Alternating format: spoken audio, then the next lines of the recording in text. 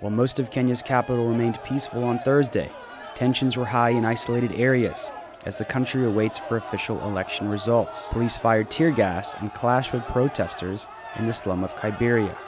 4 were killed in election-related violence on Wednesday, and though calm returned to most of Nairobi, tensions remained in the slums. Why? We can't allow. We want Raila to make change. Even Unga, high price, everything, high price. How can we live like this? On Thursday, at least 1 man was reportedly killed. The area was cordoned off by police who fired tear gas at dozens of supporters of opposition leader Raila Odinga, who has rejected election results that shows his opponent Uhuru Kenyatta has a strong lead. Police shot live bullets at protesters. Youth burned tires and threw stones. It was the second day of violence since Odinga claimed the election system had been hacked. On Wednesday, police shot dead at least 3 people, and protesters killed a 4th, witnesses said. Although the violence remained largely contained, Kenyans were nervously hoping to avoid a repetition of the ethnic killings that followed a disputed 2007 presidential poll, when some 1,200 people died. Friday will bring you an update with Stephen Oma Akuth. He's an anthropology fellow at the University of the Western Cape. Meanwhile, here's a portion of our latest interview on the Kenya elections.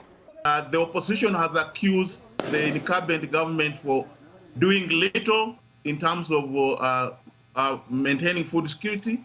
It has been accused of corruption that has led to lack of inputs in agriculture.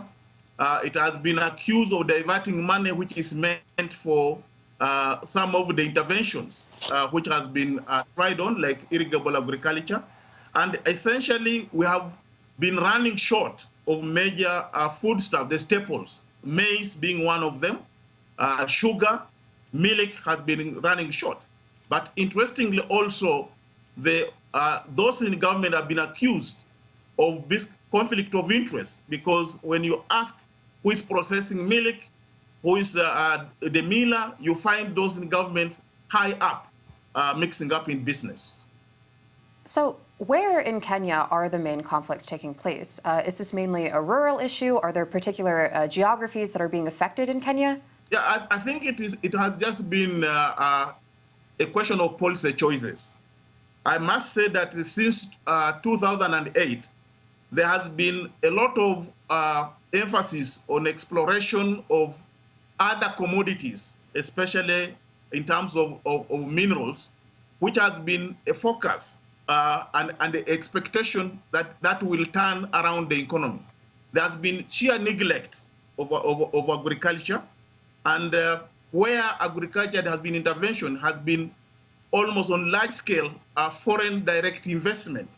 And yet, at the same time, that has been seen as land grab by the local, especially where they have been trying to get to areas with irrigable water, especially in wetland places. In wetland places. Okay, Yeah, so we also know that Kenya has seen a lot of political conflict along ethnic lines. For instance, in the 2007-2008 election, has the drought triggered conflict along ethnic lines, economic lines? I think it has triggered conflicts at the level of the political lines, because there's been an accusation of, in some of the arable areas, the people indigent claim that their land has been taken by others from other zones. And that also caused a lot of displacement.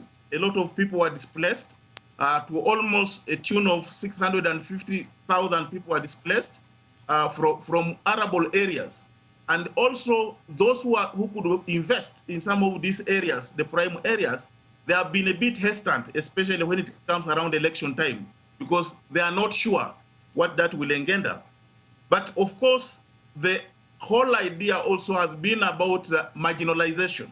Some of the areas with wetlands, with water, which is a main ingredient in agriculture, have their areas settled with people who are vulnerable and whose economic fortunes have been dwindling over time. If you would, talk a little bit more about the political landscape. Incumbent President Uhuru Kenyatta and I understand his main rival, Raila Odinga, Are they or the other candidates addressing the food and land crisis in their campaigns in any real way? Incidentally, we may say, as it is said here locally, that there are two main horses that are riding very fast to the finishing line. That is the coalition, the Jubilee coalition of Uhuru Kenyatta, and the NASA coalition of Raila Odinga. The two are the only ones that have clear manifestos that are addressing some of these issues. The two are part of those who have been around in the system in leadership for quite a time. And definitely the choices of Kenya could be said as choiceless choice between those who have been around leadership of the country since independence. And you work on land policy in Kenya. Yes. Talk about what your ideal land use policy would be. In your opinion, what would properly deal with the food crisis?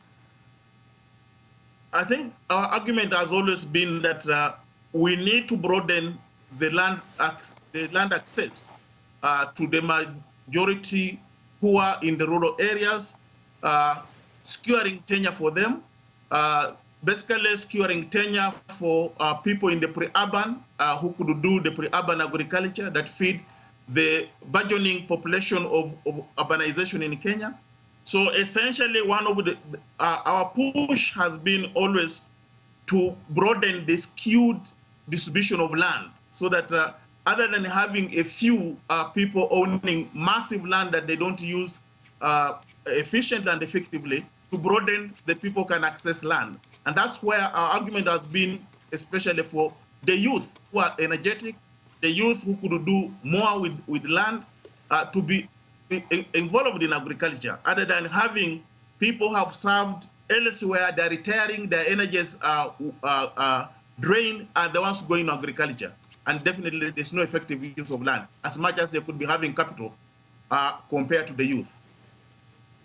Odenda Lumumba, the head of the Kenya Land Alliance, a group that works on land reform. Thank you so much for joining us today, sir. Thanks too. And thank you for joining us on the Real News Network.